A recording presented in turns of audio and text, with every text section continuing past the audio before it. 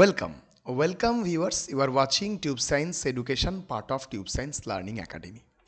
আজকে আমরা জানবো যে 17 তারিখ যে আমাদের কালকে যে রায়টা সুপ্রিম কোর্টে মধ্যশিক্ষা পর্ষদ তাদের যে 26,000 প্যানেল ক্যান্সেলের ওপর কিছু কিছু প্রশ্নচিহ্ন নিয়ে গেছিল যে স্যার এই বিষয়টা ক্লিয়ার কাট করে দিন, শিক্ষা ব্যবস্থা বিপর্যয় হয়ে যাবে যদি এখন সবাইকে স্কুল থেকে বের করে দেওয়া যায়।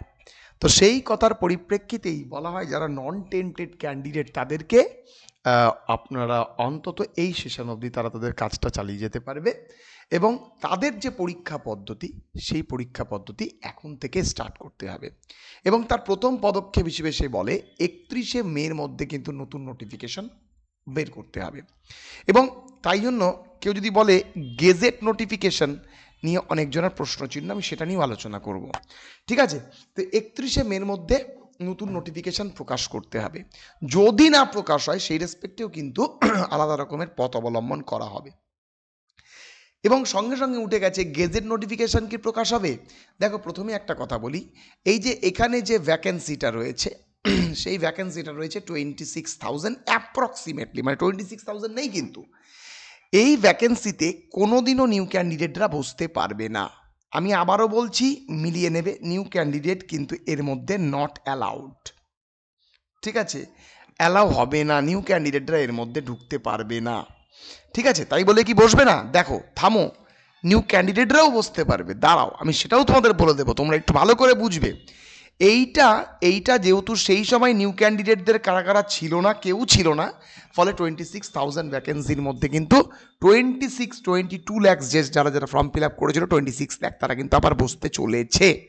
এখন যদি সরকার বলে যে আমার কাছে 26 লাখেরও কোনো ডেটা নেই, তাহলে কি হবে বলা বড় মুশকিল, খুবই মুশকিল হয়ে যাবে। কিন্তু আমার মনে হয় সেই ডেটাটা ক্যাপচার করে রাখা হয়, কারণ এটা ফর্ম ফিল আপ তো অত সহজে এগুলো হারায় না। জানি না এখন পরবর্তীতে কি হতে চলেছে। এইবার দেখো, গেজেট নোটিফিকেশান কি বেরোবে? গেজেট নোটিফিকেশান বেরোতে পারে। যদি গেজেট নোটিফিকেশান বেরোয় তাহলে মনে রাখবে এর মধ্যে নতুনদের জন্য কোনো একটা কিছু আসতে চলেছে হয়তোবা। কেন? কারণ গেজেট নোটিফিকেশানে কখনোই ওল্ডদের জন্য নয়, ওল্ডের যে প্রসেসে পরীক্ষা হয়েছিল সেই প্রসেসেই পরীক্ষা হবে। নতুন যখন গেজেট নোটিফিকেশান প্রকাশ হচ্ছে তার মানে এমনও হতে পারে এই ভ্যাকেন্সির সঙ্গে আরও 26,000 ভ্যাকেন্সি অ্যাড হলো, এইটা অলের জন্য আর এইটা 2016-এর জন্য। এটা হতে পারে, আশ্চর্যের কিচ্ছু নেই। বর্তমান পরিস্থিতি, 10 বছর ধরে স্কুলে শিক্ষক নেই এবং ইলেকশন ইস্যু কিন্তু এর সঙ্গে ওতপ্রোতভাবে জড়িয়ে রয়েছে।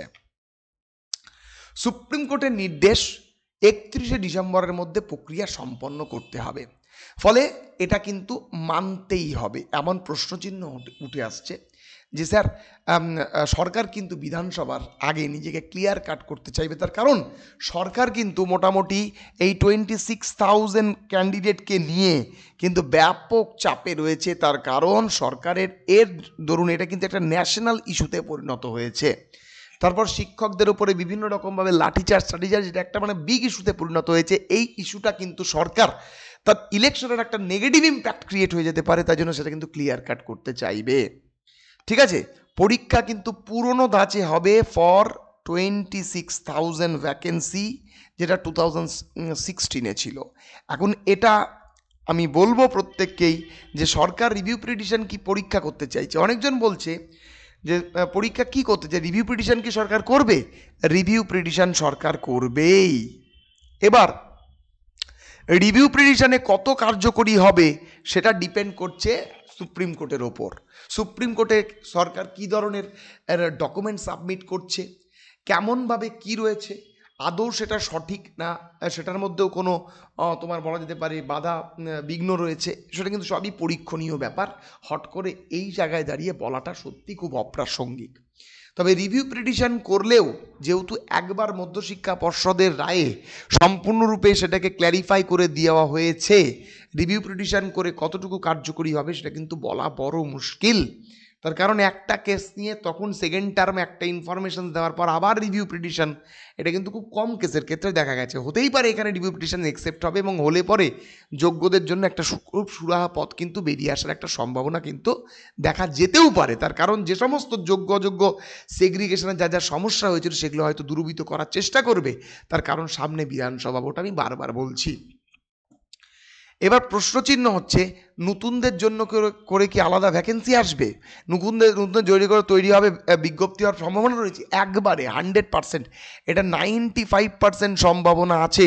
তার কারণ এই নিয়োগটা যখন করতে যাবে অনেক নিউ ক্যান্ডিডেটরা বলছে আমরা গিয়ে কেস করব, কেস করে কিচ্ছু হবে না। আমি বারবার বলছি তারা এই কথা নিয়ে কেস করতে পারে যে 10 ইয়ার্স ধরে আমরা কোনো নতুন নিয়োগ পাইনি, তাদের মতো তাদের নিয়োগ চলুক, আমাদের জন্য যে 1 লাখের কাছাকাছি ভ্যাকেন্সি অলরেডি ক্রিয়েট হয়ে আছে তার মধ্যে থেকে কিছু ভ্যাকেন্সি নিয়ে আমরা আমাদের নোটিফিকেশন বের করুন। যেভাবে উইদিন 3 উইকসের মধ্যে কিন্তু পশ্চিমবঙ্গ সরকারকে জিজ্ঞাসা করেছে আপনারা আপার প্রাইমারি নেননি কেন? প্রতি বছর আপার প্রাইমারি নেওয়ার কথা, তো আপার প্রাইমারি হলো না কেন? সেই জায়গায় দাঁড়িয়ে কিন্তু মাননীয়া বারবার বলেছে হিউজ অ্যামাউন্ট ভ্যাকেন্সি কিন্তু অলরেডি ক্রিয়েট করা হয়েছে এবং যদি নতুন গেজেট নোটিফিকেশান আসে মনে রাখবে নতুন ভ্যাকেন্সি অ্যাড হচ্ছে 26,000, এটা ওল্ডের সাথে নিউ ভ্যাকেন্সি ক্রিয়েট করে কিন্তু এক ধরনের একটা বিশাল পরীক্ষার একটা আয়োজন করার কিন্তু একটা সম্ভাবনা আমি আপাতত দেখতে পাচ্ছি। আমি প্রত্যেককেই বলবো যে দেখো আমি যে কথাগুলো বলছি এটা আমার মনে হয়েছে, তার কারণ আমি শুনছি যে একটা গেজেট প্রকাশ হতে পারে। গেজেট প্রকাশ কেন হবে? ওল্ড ক্যান্ডিডেটদেরকে তো ওল্ড প্রসেসেই রাখতে হবে, তাদের পরীক্ষা পদ্ধতির পরিবর্তন করা যাবে না। তার কারণ তাদের একরকম ধাঁচে তারা পড়াশোনা করেছে, একরকম ধাঁচে তারা পরীক্ষা দিয়েছে, ফলে তাদের জন্য তো তাহলে নতুন গেজেট আসছে নিশ্চয়ই নতুন ক্যান্ডিডেটদের বসানোর জন্য। তা নতুন ক্যান্ডিডেটদের বসানোর জন্য যদি আরও 25-30,000 ভ্যাকেন্সি অ্যাড করে সরকার যদি সবার সম্মুখে রাখে বা এক্সাম নেয়, তাহলে আমি বলছি সরকারের কিন্তু ইলেকশনের আগে সরকার একটা বিগ এফেক্ট ক্রিয়েট করতে পারে। কারণ সরকারের এই শিক্ষা সংক্রান্ত তত্ত্ব নিয়ে সরকার কিন্তু ব্যাপকভাবে বিচলিত। আমি জানি না আমার এই ভিডিওটি কার কার কাছে পৌঁছাবে এবং কতজন দেখব। আমি একটা কথাই বলবো যে এই ভিডিওটি সবার কাছে শেয়ার করবে, তার কারণ অনেকজন আমি যথেষ্ট ইনফরমেশন কালেক্ট করে অ্যানালাইসিস করে তারপর ভিডিওটা বানাচ্ছি, তাই আমার সময় লাগছে ভিডিওগুলো বানাতে। আশা করছি এই ভিডিওটির মারফত যে তথ্যগুলো আমি তোমাদের দিলাম তোমরা বুঝতে পেরেছো। কোনো ডাউট হলে তোমরা অবশ্যই আমাকে কমেন্ট করো, আমি কমেন্ট দেখব। সবাই খুব ভালো থেকো, শুভরাত্রি।